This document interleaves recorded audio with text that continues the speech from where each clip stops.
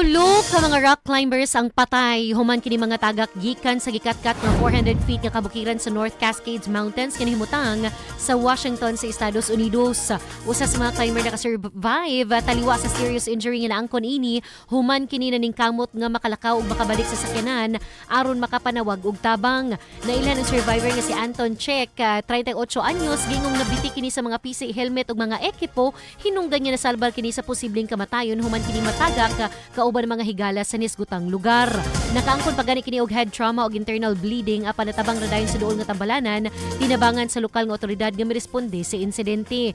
Nailhan na usab ang mga nakalas na silang Vishnu Erijedi, 48 anyos, Tin Nguyen, 63 anyos ug Alexander Martinenko, 36 anyos.